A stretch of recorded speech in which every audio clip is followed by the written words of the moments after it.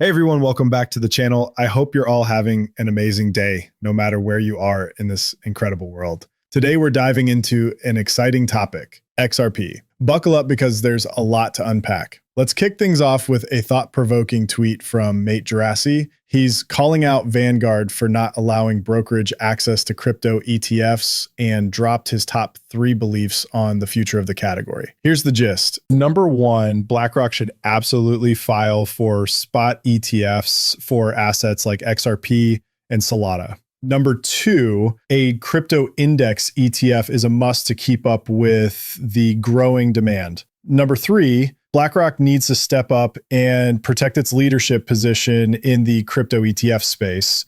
Honestly, I have to agree. Why hasn't BlackRock filed for a spot XRP ETF yet? What's the holdup? It's curious, isn't it, that Larry Fink rarely mentions Ripple or XRP publicly, and Brad Garlinghouse doesn't say much about BlackRock either. Is there something brewing behind the scenes? What are your thoughts? Imagine this, BlackRock filing for a spot XRP ETF.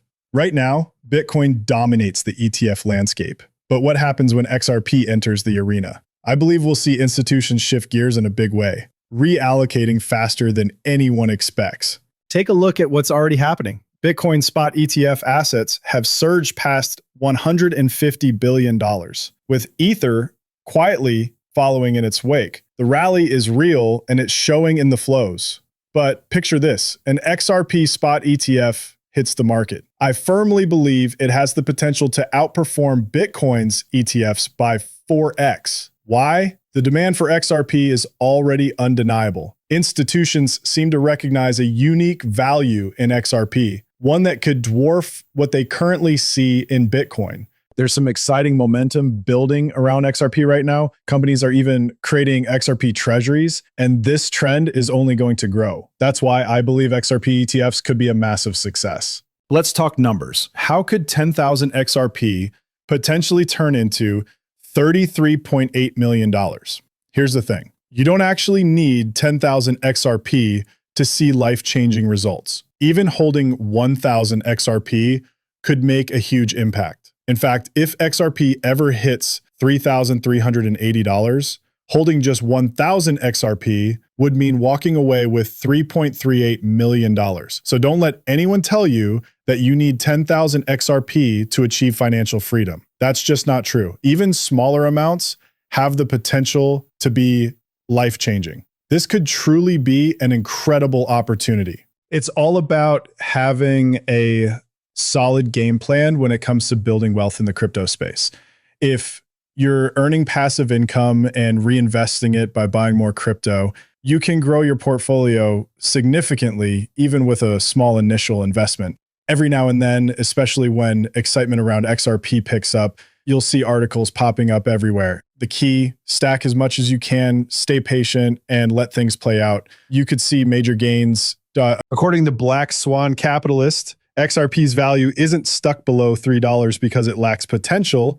Far from it. It's because XRP challenges the status quo, exposes the flaws in the system, and disrupts the norm. That's why it's suppressed and still tied to Bitcoin's 4-year debt cycle. But once XRP breaks free from the shadow market and utility drives its price, everything changes. That's when it fully decouples from Bitcoin and it's game over in the best way possible. I was really hoping they'd make some solid progress this week. It'd be amazing. But realistically, it doesn't look like things will move that fast. According to Chad Steingraber, there are votes scheduled for Wednesday on market structure and Thursday for stablecoins. Meanwhile, Smoke highlighted that the US Senate has set a target deadline of September 30th for a landmark crypto regulation bill focusing on stablecoins and market structure. The big question is, will they fast track it this week, or will we have to wait until September? We all know how it goes with politicians. They make big promises about getting things done, but often it just ends up being more talk. However, once we get clear regulations in place,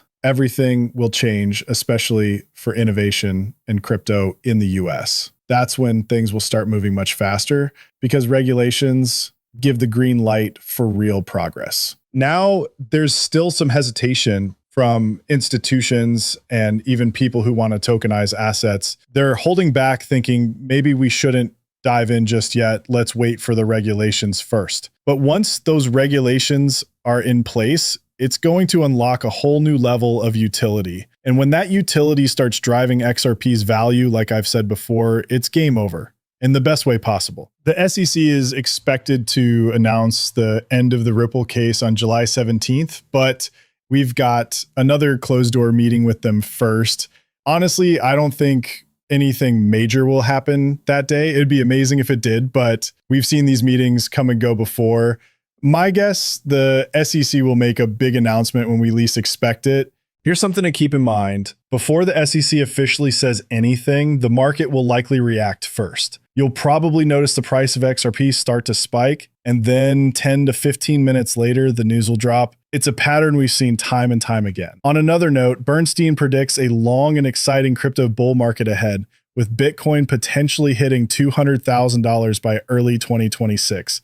I honestly, now don't get me wrong, it would be amazing to see Bitcoin hit 200K. I just think it's pretty unlikely. If I had to guess, the top might be closer to 150K. That said, I don't expect Bitcoin's current run to last into 2026. We're already seeing Bitcoin dominance start to break down, and I think this run will likely end well before the year is over. But hey, who knows? This cycle has already been delayed so many times, and now we're finally starting to see some upward movement. Everyone's starting to get excited again, so who knows? Maybe this does drag out that long, but honestly, I still don't see it hitting 200K. Who's going to clue them in on what utility actually is? Dave Weisberger even said it himself. XRP is like a beta to Bitcoin. That's pretty funny, right? I've talked about this before and got plenty of pushback for saying it.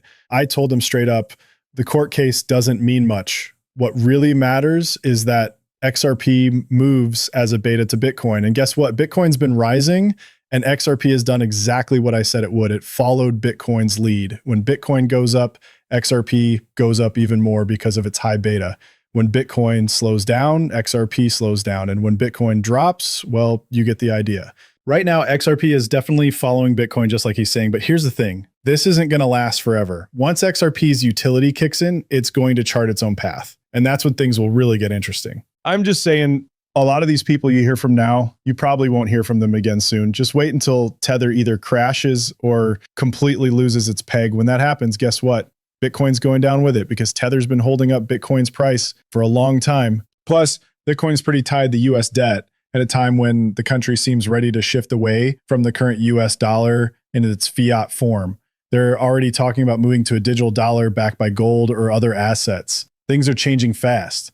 That's also why nobody seems to care about the petrodollar anymore. Honestly, I still think the Federal Reserve itself could come to an end eventually, and it might even line up with Jerome Powell's term ending in 2026. After all, if we have a gold-backed digital dollar, what would we need the Fed for? At that point, there's really no reason to even have the Fed anymore. And here's the thing. No matter what form the US dollar takes, whether it's fiat or digital, you still need a bridge asset to move it efficiently across borders.